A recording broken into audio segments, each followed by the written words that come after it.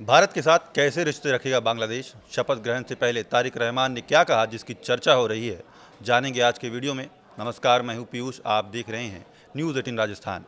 तो बांग्लादेश चुनाव में मिली बम्पर जीत के बाद बीएनपी यानी बांग्लादेश नेशनलिस्ट पार्टी के चीफ तारिक रहमान ने देशवासियों का आभार जताया है। उन्होंने इसे देश, लोकतंत्र और जनता की उम्मीदों की जीत करार दिया है। बीएनपी की जीत के बाद इस बात की चर्चा तेज हो गई है कि पश्चिम एशिया के देशों से खासकर भारत के साथ उनके संबंध कैसे रहेंगे, जिसको लेकर तारिक रहमान ने कहा कि उनकी पार्टी चीन, भारत और पाकिस्तान के साथ अपने संबंधों में बांग्लादेश के हितों की रक्षा करने वाली विदेश नीति का पालन करेगी।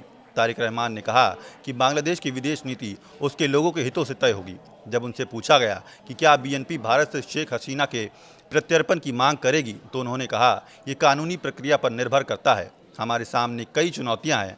हमारी अर्थव्यवस्था चुनौतियों का सामना कर रही है और देश की कानून व्यवस्था की स्थिति चिंताजनक है। हमें जनता की सुरक्षा सुनिश्चित करनी होगी।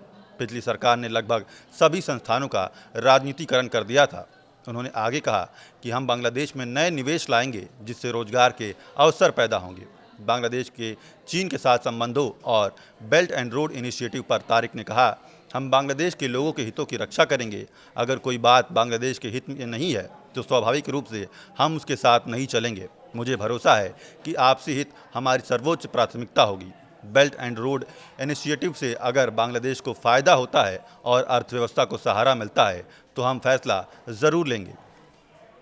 तारिक रहमान ने कहा, ये जीत बांग्लादेश की है, लोकतंत्र की है और लोगों की उम्मीदों की है। मैं बांग्लादेश के लोगों को लोकतंत्र स्थापित करने में आई रुकावटों को पार करने के लिए बधाई देता हूं।